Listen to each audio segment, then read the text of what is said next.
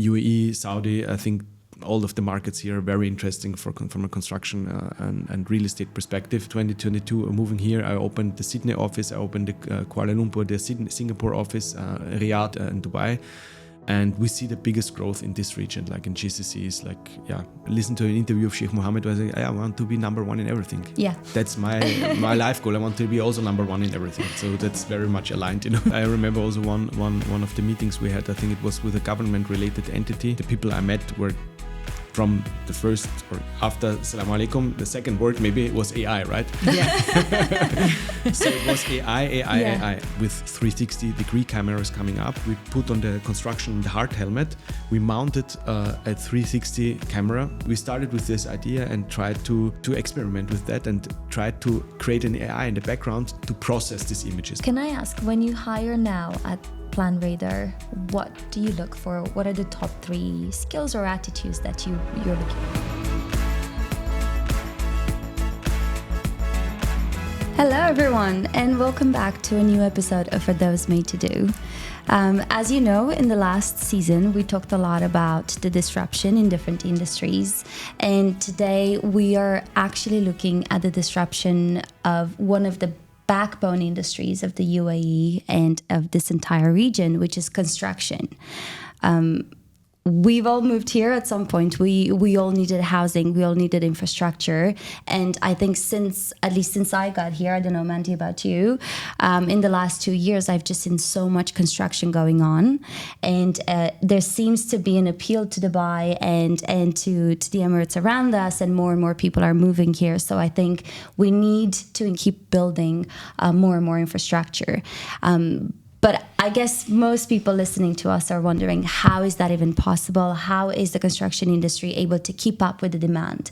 And this is where we're coming in with some clarification today with our guest, who's going to tell us his story about how he disrupted the construction industry. And when we say disruption, we mean that in the best possible way. He has essentially augmented, automated, facilitated, supercharged the construction industry through his company, which is PlanRadar, which is a software platform that allows people to build better and to manage the building process, the construction process even better, and even after it's been built to kind of manage the flow. So we're super excited to welcome our guest into the studio today, Ibrahim Imam. Ibrahim, welcome. Thank you so much for sitting with us today. Thank you, Bianca. Thank you, Mandy. It's a pleasure. And I think that introduction is very well, spoken, because I couldn't do it better, because it's in the industry, it's the oldest industry, and the least digitized industry. And I think it's very important, to break down, very complex technologies into very simple words. And I think you have done this very well. Well, thank you so much. Okay, we're off to a good start. Before we sat here, we were thinking, we don't know anything about construction. Nothing. And I think a lot of our listeners don't know that much. We don't know the ins and outs. We don't know how it works. And specifically, we don't know what you found when you got here. And we'll hear your story in a bit. We don't know how manual this industry was and how difficult it was for it to keep up with the demands. So the fact that you're here willing to shed some light and not just on that, not just on the transformation, but of course, we are focused on the impact on jobs and career prospects. What new career pathways are being uncovered and created through automating this very old pillar of our society in terms of an industry. So we're super excited to hear your insights today. Great. So from being introduced to you, we know that you come from a serial entrepreneurship background. So for our listeners, it would be good if you could just start off with a little bit of an icebreaker and tell us what was the kind of, I want to use the word cool, but I'm going to also say useful thing that you've had to teach yourself during your experience as a serial entrepreneur. That's a very good question. I think maybe more the market has taught me, what, how to do things or not. And I think it's a lot about, being a serial entrepreneur, about failure and learning and taking failure as an opportunity to learn. I started, my first business back when I was still studying. I was seeing a gap, or an opportunity, to bring students together with pupils that need help, in school. And it was my first business at opening a tutoring school. It grew quite fast. Then it went to a kind of what we see today, online model. Back in the days it was not that online, but at least we tried to do it the best way possible. And yeah, that is basically where my entrepreneurial career started. Then when I graduated, I opened another company, or the other one was kind of phased out. It was a little bit not that successful anymore. For several reasons. I think that would be too much to go into details. But the other one was really about helping procurement managers in large corporates to do their job easier and to negotiate in an automated way. So my master thesis back in the days was around online negotiation systems, and I was very excited about that, and I think it's still something that maybe could come up within the next years to spread across the world, because today we do a lot of negotiations maybe on phone calls, WhatsApps, but not really like support in a supported way. So that was the core idea back in the days, to really break through this opportunity, and that was the first SaaS, so-called software as a service business that I was creating together with my co-founder Sander. And yeah, we know each other from university, and we basically all the business that we did we did it together. Like kind of my business brother. So how many did you do together so far? So before PlanRadar, for me it was 8 businesses. Wow. There were two completely, I would say, I don't know if that's word is allowed in the podcast, but fuck ups. We'll allow it. Yeah, 100%. We've all been there. Yeah. So failures. So one was really was in a food business. So we thought, okay, we know software and we like food. So yeah, food business is easy. Yeah, yep. It is not, that's for sure. It's a completely different story when you consume food and when you provide food, and on scale, right? That's a completely different story. And I think we learned that the hard way. The other was, I think, a little bit around, it was the time when social media and social networks were spreading across the world. Creating something, for online gamers, not gamblers, but gamers, like it was the time when World of Warcraft, the famous game, was all around, and we were creating like a social network for these gamers to interact.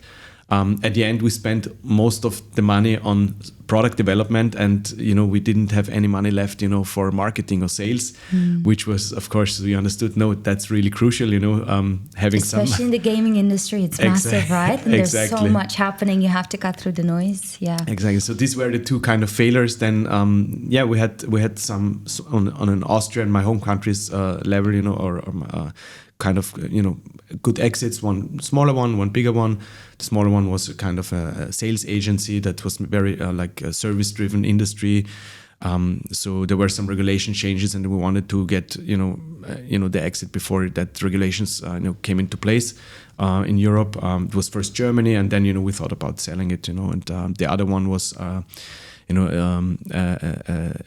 enterprise content management system, not something like WordPress, but I would say maybe in the beginnings of enterprises understood that they need to have some platform to manage their content in a streamlined way, and that's also my vision, with PlanRadar to be one of the largest tech companies in the world.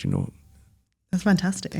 And I think it would be good to just understand a little bit about your journey with PlanRadar, because obviously its origin started in Europe and then you found your way to the UAE. So if you could just tell us a little bit more about that journey as well, because obviously the potential here in this market, well, it's exploding right now. I think anybody who walks outside will see about 20 cranes in their vision, no matter which part of the city they go to. So if you could just kind of speak to that a little bit for us. Sure. So maybe I start with where the seed of that company came up from. So with another company, I was going to Silicon Valley. There was a kind of funded program by the Austrian government, Austrian Chamber, to approach Silicon Valley with your idea. It was another company again, a 6-month go to the Silicon Valley. So we pitched that idea to them, and we got into the program. And 6 months later, when we all returned back to our home countries, I got a call from that guy, Franz, and he said, yeah, there's somebody, that I want to introduce you to. It's a guy from my home village. He's a construction engineer. He's working on a large project in Croatia at the moment, large shopping mall.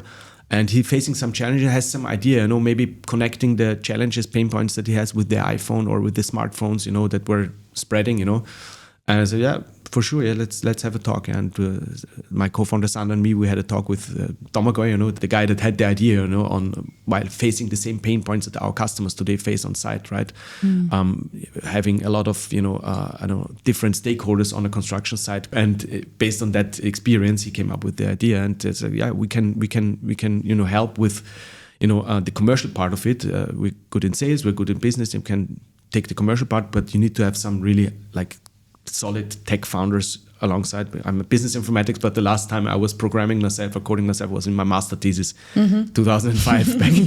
So he said, I will think about it. I will try to find somebody. So he talked to another guy that he grew up with, Clemens, who was back in the days, developing iOS apps, and he was one of the first guys that was, big in Asia, with some of the apps like photocropping apps, very simple stuff, like $1 per app, if you want to purchase it, and he already make good money out of that. I said, they sat together and said, yeah, I can help you with, the app development, but there needs to be some kind of backend or database on the, like a bigger. That the app can connect to. Yeah, so this is how systems work today. Yeah, so do you know somebody? Yeah, I know somebody. There's some guy, in a corporate I'm working with in a project, and I know that he's not satisfied with the corporate life anymore. He wants to do something, right? And so this was Konstantin, who is today our CTO.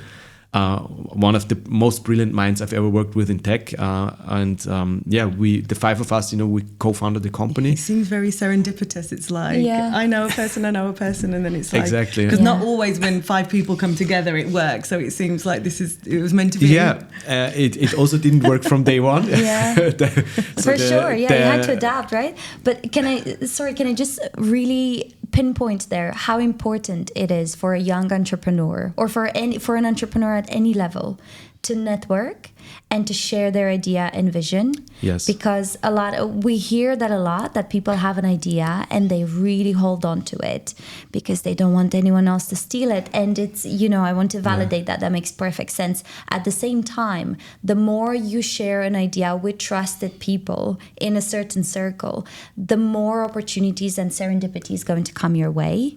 And people will know someone. I do the same. I'm a networker, and I meet someone today, and in 6 months I'll meet someone else who will tell me something about, they're struggling with their construction site. So I'll be like, okay, you need to speak to Ibrahim. Let me make an introduction. And you don't really see it in that moment, but it happens in time organically, and it's super important to get out there to just broadcast your ideas and start connecting with the right people in the right circles. Not everywhere, but you have 100%. To really pick, right? 100%. Yeah. And I think it's all about, I think everybody, like in a Western world, I would say, has opportunities, Yeah. And the question is how you deal with these opportunities. Do you take them? Do you go into risk and taking them or not? But I think everybody, when you look back, to everybody's life, I think there are some certain opportunities or milestones, that, when you think back, maybe that would have been, a chance, And I think maybe what is a little bit the difference from the entrepreneurs to people maybe who are not that confident to take that opportunities is that they just are higher in or better risk takers. Okay, I will just try this now. I have no other choice. I want this. I'm excited about it.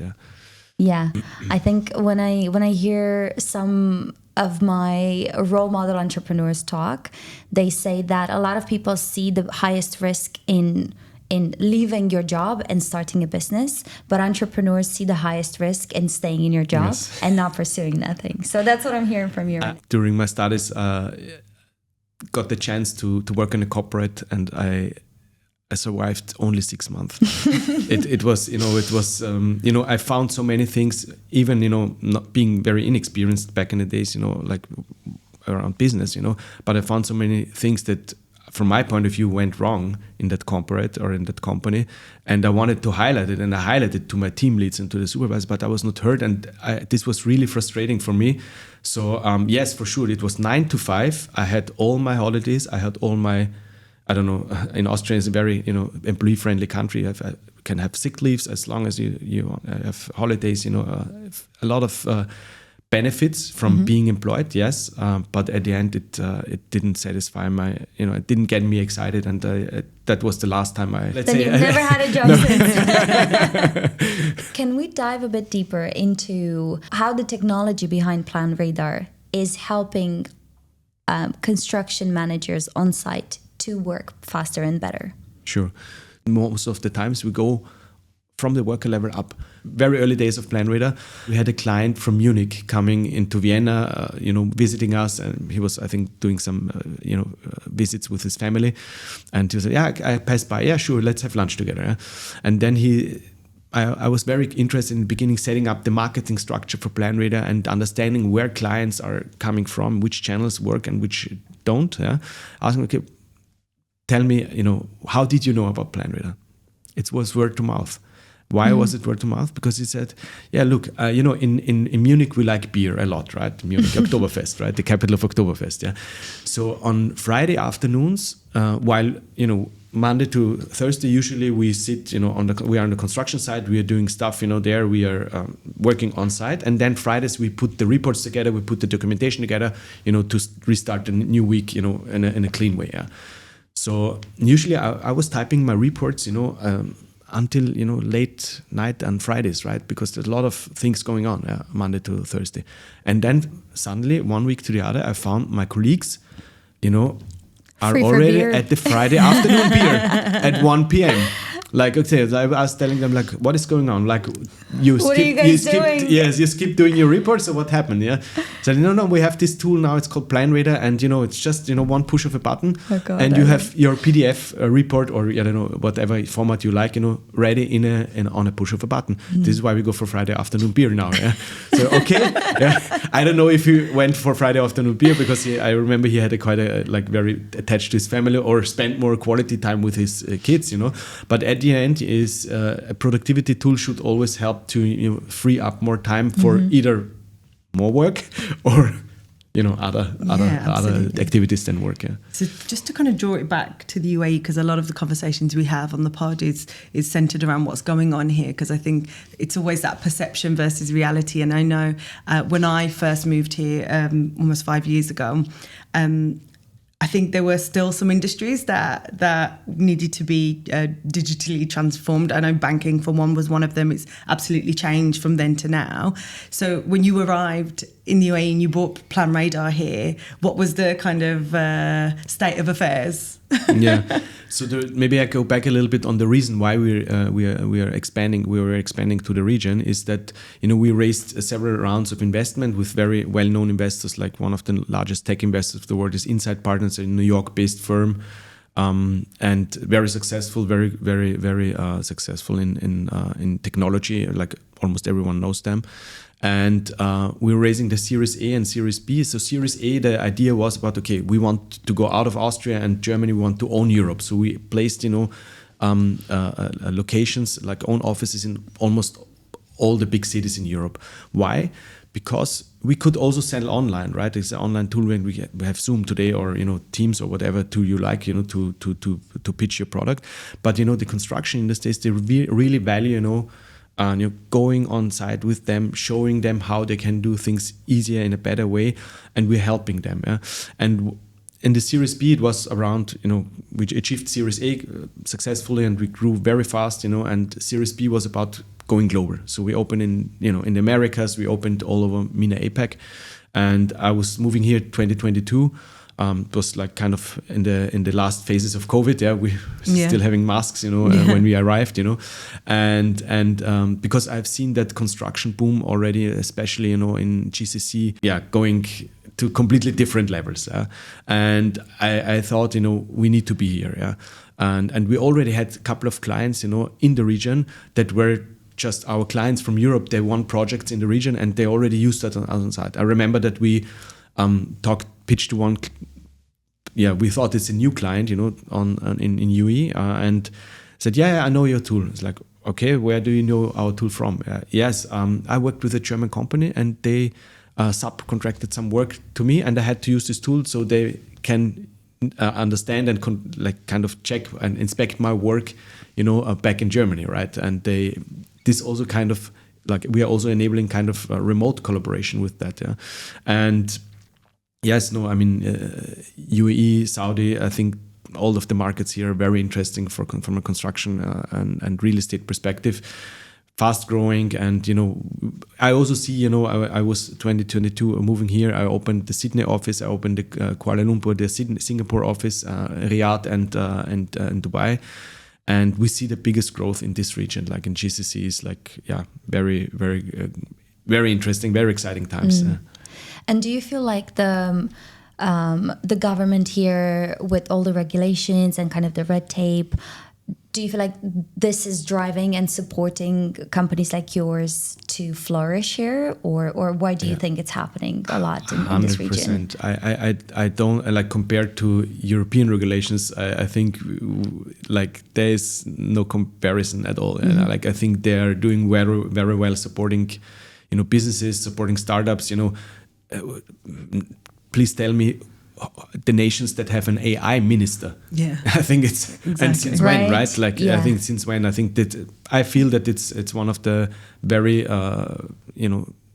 communities or that countries that really support business, and I think it works. Yeah, we can see it works every day. Like it's construction, real estate, people moving here with their families, like myself. Yeah, so it's a good place. Yeah, it's very forward thinking. So we talk a lot about our transition to this region as well. So when I came a couple of years ago, I just couldn't believe how fast growing the city was, but also how much support and almost definitely leadership from the government there was towards adopting technology across all areas. Now we're very lucky to sit in a business school, and we see transformation from the grassroots in people as well. And we also have partners like the Dubai Future Foundation, who are creating a lot of opportunities for our students to learn what's coming next, but also for government to meet startups and scale-ups and corporates in one place. They do regular events. Even next week, there's going to be one, the Dubai AI Week, where we're invited as well, where everybody comes together to really understand how technology in general. Right now, there's a big focus on AI, but also there's Web3 coming, the metaverse. So I've never seen a government so open and adoptive and of technology and so I guess inclusive of everyone to take a seat at the table and to say, let's create the future together. And I'm really glad to hear that you're kind of seeing that in the construction industry as well, because there's a sweet spot, right? Like you need regulation, you want it to be there to safeguard, and you need health and safety, you need processes, you need standards. We all agree, but also that shouldn't really prevent advancement and growth, especially when you have the right people and the right tools and the right momentum to make it happen. So 100%. I think it's even supporting, growth, and regulations sometimes also can support each other. And I think they're very good at keeping this in mind. And look, I think I listened to an interview of Sheikh Mohammed where I say, I want to be number one in everything. Yeah. That's my life goal. I want to be also number one in everything. So that's very much aligned, Yeah. And there is that idea of like you wake up and you run with the gazelles. I don't know when I heard him say something like that, but it really, there was a really beautiful metaphor there around you wake up and you're ready to go, and nothing should really stop you. You really should be ready to progress, because if you have the ability to do it, why should anything stop you?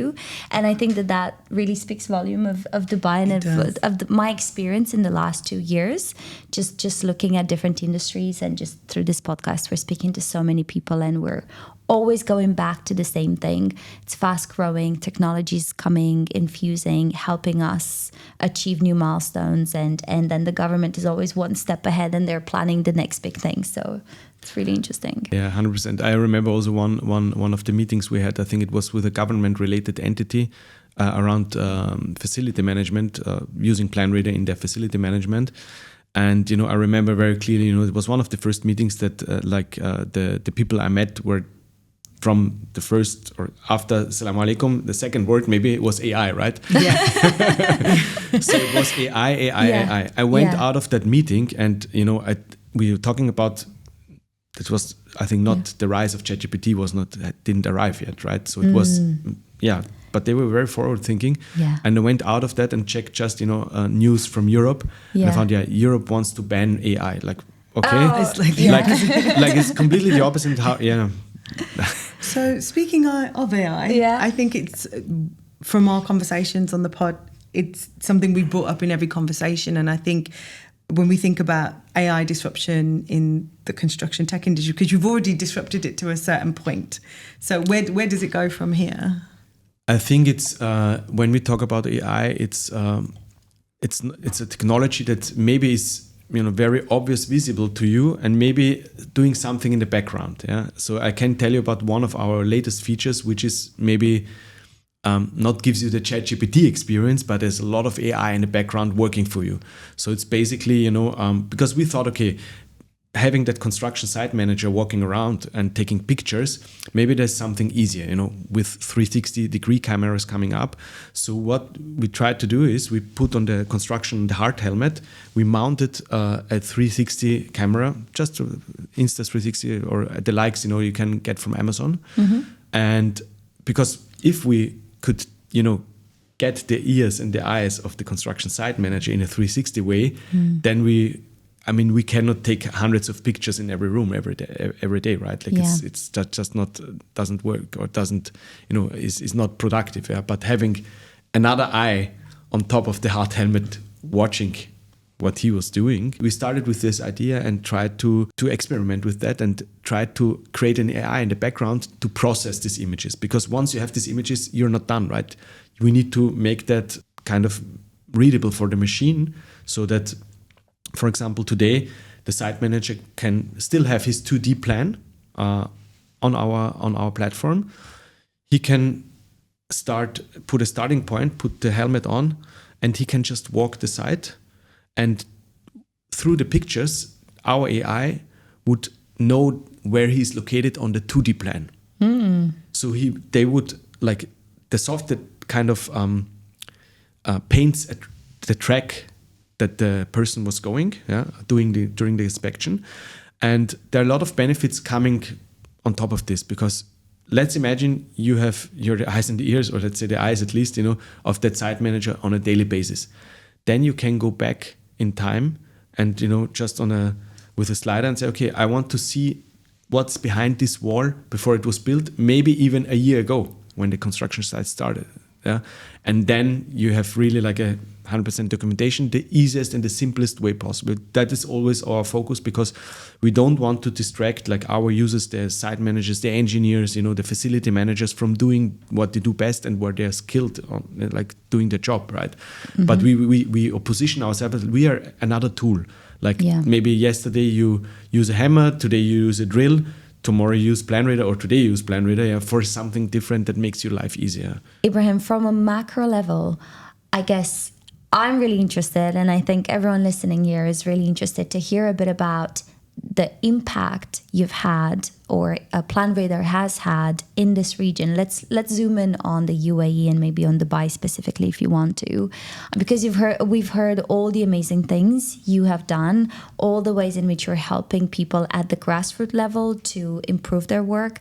And I just wanted to put that into the wider perspective of the construction industry here. We know that right now the construction industry in the UAE is valued at about $70 billion, which is a lot, but it's expected to grow by 30% adding another 30% to get to 100 billion in the next 5 years. So just wanted to understand when we draw the line and we look at the numbers, we look at the GDP, we look at the profitability of a company or the ROI. Can you give us an example of how this all comes together to boost the economy? Yeah, sure. So when you link it somehow to the example I mentioned earlier, like that guy from Munich that saves almost a working day, just by one feature creating reports, on a click of a button. So we are doing regular, like once a year, we ask our user base, like, because we always launch new features, and we ask them, okay, are we on the right track, when it comes to productivity? Because at the end, we want to provide better productivity for our users and the clients. So it's around 7 to 8 hours, let's say 1 working day per week that can be saved or, utilized, that time can be utilized in another way using our software. And now let's count the number of people on a construction site, right? And then how this adds up, on the whole, like ROI calculation for the company, for our clients. That's huge. So they could take more profit or be cheaper for the end client. Yeah. I think the other thing is that we should not underestimate is, there are also disputes, when, because again, there's a lot of money involved. Also warranty is a big topic, right? Because in Europe, sometimes you have, tens of years of warranty after the building was handed over. So because, there are some defects that are hidden and you cannot do, when you hand over the you cannot see them, right? I mean, if there's some pipe broken or like wrong material used. And then, of course, like a very long-term effect of PlanRadar comes into place that, even years after construction. It's about the quality. And the quality, Yeah, exactly. This is where my brain went actually when you were speaking, because I myself live in quite an old building. It's like 20 years old. It's been maintained, I would say, but I think a 20-year-old building comparable, say, in Europe would probably look a little newer and last a little longer. That's controversial to say. I'm just going to put it out there. But I feel like when you were speaking, I think this is where the value add comes in as well, right? Because you're producing a product where actually the quality of the work that's getting done is not getting lost in paperwork, and actually you can document everything, and then reassurance from a buyer or a renter is that actually you're going to end up with a better quality, with a better product. Exactly. Yeah, of course. Which I think for those of us who are probably looking to buy, especially coming from, say, the West, when you have a little bit of doubt about how long will this property actually last in a climate like the UAE, I think then it gives you a bit more reassurance. I feel that, when I was going to the UAE, I think it was my first time, it was 15 years ago. I also spotted certain buildings that maybe have some quality issues, not being in construction, and just from a consumer point of view. But I think what I have seen is that the learning curve, as fast as the construction industry has grown, the learning curve has evolved. And, we see some buildings here that are really outstanding, like excellent qualities, right? I mean, yes, for sure, maybe they are on another price point, but what I really love in UAE is that you can choose. You can go to get a karak tea for 1 dirham, or you can get a cappuccino in a 5-star hotel for 40 dirhams. So you have the choice, right? Yeah. Sometimes I'm afraid, to say that in Europe we are not given the choice anymore, right? For several reasons, for regulatory reasons, or for how things work, historically in Europe. But I think here we have the choice, and we also have the choice for buildings, right? We can have very high quality, we can have lower quality, but in both cases, I think it's important that, there are certain things that are non-discussable, or that shouldn't be discussed, like, fire safety and stuff like that, right? Mm-hmm. So we are used, for example, we are number one in UK system used for fire safety inspections, right? That's really good. There was this, unfortunate, incident in Grenfell Tower in London, and based on that, I think I remember the regulations were changed,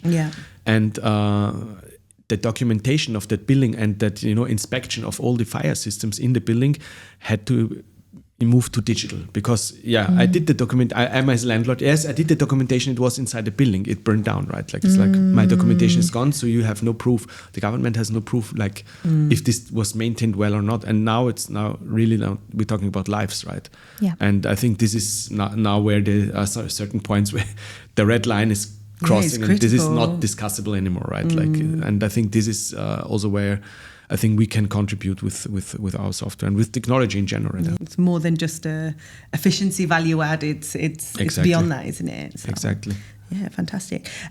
Let's switch gears a little bit, because in our roles we are connected to a lot of people who are doing a transformation of their own. They're coming to the school, they're learning, they're doing an MBA, a master's of some sort. And a lot of the time they come from non-business backgrounds. We see a lot of actual engineers, civil engineers, mechanical engineers, and that journey to go from being a specialist engineer into business there seems to be a bit of a struggle sometimes. I just wondered from your perspective, because obviously the industry that you're working in, is there any advice you could give to someone from an engineering background who wanted to kind of utilize their skills on the ground to maybe transition into something a bit more kind of digital or a little bit more business orientated?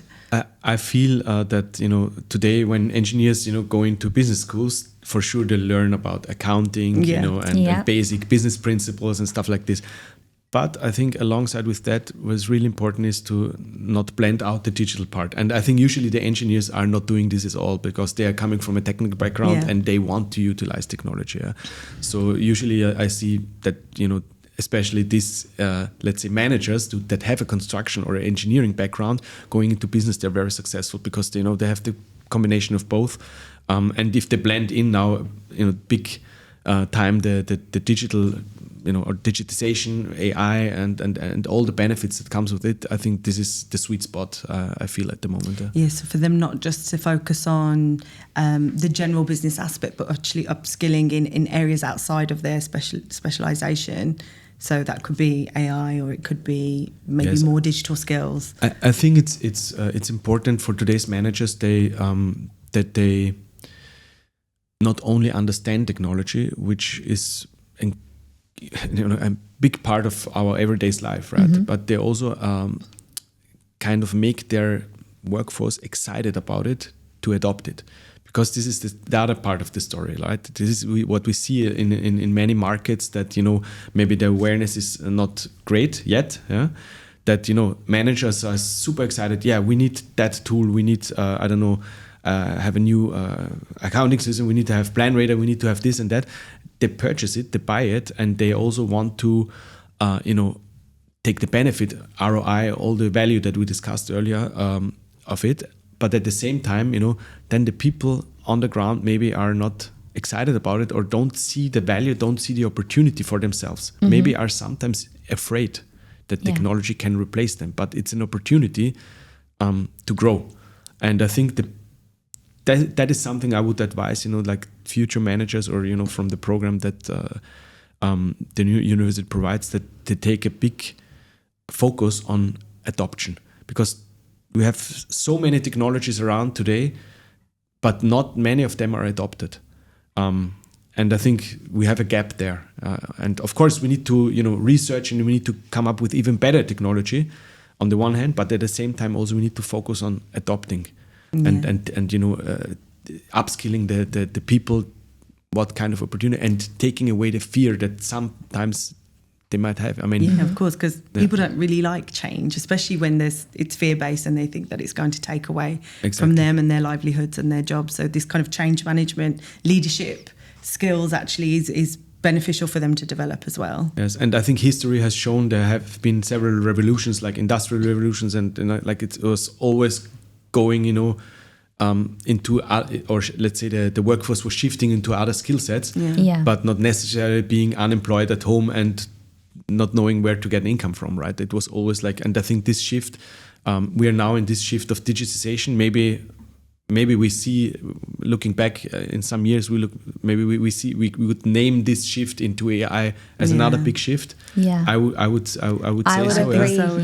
And there will be for sure, you know, things will get easier, but I think also I did a, you know, chat with ChatGPT around how this where this could go, right? It was very interesting to see. What did it say? Yeah, what did it tell you? Of course, you know, ChatGPT takes the information or the content from humans, everything. So of course there are these scenarios, you know, like Terminator, kind of scenarios. Machines will take over, and then of course there are kind of other scenarios, but it was interesting to have this, you know, kind of conversation to understand like what is human being thinking, and, you know, expressing it through ChatGPT to myself, you know, like which kind of scenarios could happen, right? And one is, yes, of course, the very dark Terminator, we will be controlled by machines thing, and then of course there's the other, let's say the positive scenario where we have just more time for what makes us as human beings, like being more social, having more time with our families, spending our time, and where we are really good at, like, I don't know, being creative, or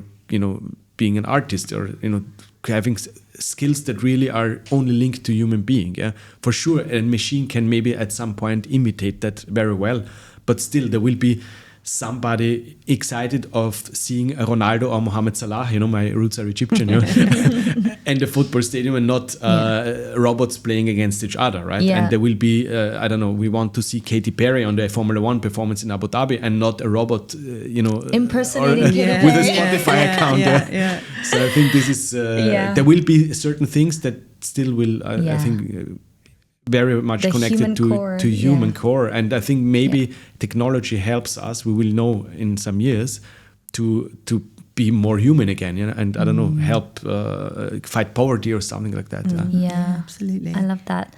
Can I ask, when you hire now at PlanRadar, what do you look for? What are the top 3 skills or attitudes that you're looking for? Skills or attitudes, both. I would say I would also bring a third angle into this, maybe skills, attitude, or network, especially when we talk about salespeople, for example. Yeah. So we always went for attitude, because with a good attitude, I think you can develop certain skills to a certain level. Of course, that person needs to come in with a good base. But then, because it's very rare that we find, people in the intersection of, I don't know, sales, construction, and technology, like the field gets very small. So what does attitude mean to you, though? Because obviously it's such a broad term. So I think people that want to achieve something in life, we can work with these people, like people that want to achieve something in life, that have goals, or they want to be helped to, clarify their goals for themselves. And we can have an overlap with the company goals and their personal goals. And they have, let's say, good level of intelligence and smartness, that they can also adapt quickly, because technology is what we talk today in 1 year is already like dated, right? Like correct, yeah. And I think this is like, in a fast-paced environment, you need to be smart to adapt very quickly on new things, on new technologies, because when we launch this feature, we need to also be able to sell it. So we need to have a completely new pitch, and value proposition maybe, and positioning ourselves in front of the client, or maybe a completely different new client or audience group in a completely different way. So we need to adapt very quickly on a daily level. And I think these people with a good attitude, with a good level of intelligence, they can be a very good fit for us, and also for our culture. Nevertheless, certain level of skills is always required. I mean, with the best attitude, tomorrow you will not be, in our development team as productive as a senior developer that has 50 or tens of years of experience, because certain level of, coding skills in that case, for example, needs to be there. And when it comes to sales, we actually had this in the beginning discussion, would we hire for attitude and let's say skills or network? And we had very strong candidates coming from the network side. But at the end, and I think it was the right for us, we decided not for the network. We went for the skills, and because we had to adapt so quickly, right? And to provide our investors and the shareholders also that growth that we experienced, the last years, it was always like triple or double digit, like good numbers based on that, I think the attitude is really, really important, and the mindset, like people want to achieve. Maybe that part of the program should be about finding, the core of what people want, because I think with all these technologies and this distraction we have today and all this social media, people forget maybe about themselves and what they want to achieve in life. Yeah? And when they are clear about this, then it's very easy for them and to find a fit in another company. Yeah, 100%. I think a lot of my role is involved in coaching the students. And the first place we always start is at their own personal core values. Because without understanding that, you can't go out into the world and be content and satisfied with working at a company every day if they don't align with your core values. I think this is it's really nice to also hear from an employer side that this is something that you prioritize as well when you're looking for people, because I think people underestimate the value of this. They always maybe prioritize the pay or the opportunity, but actually it's the core values that actually keeps you invested, motivated in a company for a long period of time. I really believe so. Yeah. What about Gen Z? I know that they feel a little bit up in the air because the world is changing so much. We have a lot of Gen Z and also other generations in the company. So I think let's put it that way. Every generation or every person, I wouldn't even link it to a generation, has a certain key that motivates that person, gets that person excited. Yeah? Mm-hmm. And if a company achieves, or a leadership in a company achieves to link that key, to understand that key, where is that key, and link that key into to some company goals, then there is a good fit, right? There's I think a match. This is, there's a good match. Yeah. Amazing. Okay. All right. So I actually, Ibrahim, wanted to give you a bit of an opportunity. Is there anything you would like to share with our listeners, our audience, about anything that you're working on right now, or are you presenting at a panel somewhere? It's a chance to do a little bit of a shameless plug, so we'll give you some space to do that. We are very active always, on events, and try to spread the word or spread our name, in the construction industry and real estate industry, especially, for sure. But at the same time, also with universities, because we need good candidates. When job openings arise, and we don't get 1,000 non-fit candidates, but just the one fit, right, candidate, that's enough, right? And I think that's, it's always, I haven't seen that war for talent has kind of slowed down, at least in our industry. Maybe it shifted towards a little bit more transferable skill sets, but in general, our company is about brains, because the best brains, the more good brains or the best brains that we can get into the company, that software will be better, that will be easier to sell through best salespeople, through best marketers. So the more better brains we get into our company, the better we will perform as a company. And I think, was it Steve Jobs or somebody, I think it was an interview from Steve Jobs who mentioned, that in tech, the level of the difference between productivity cannot be like, I don't know, let's say, don't want to pick the accountant again as an example, but let's say one accountant to the other, is a productivity level difference could be like 2x, for example. Mm-hmm. But in technology, sometimes it's 10x.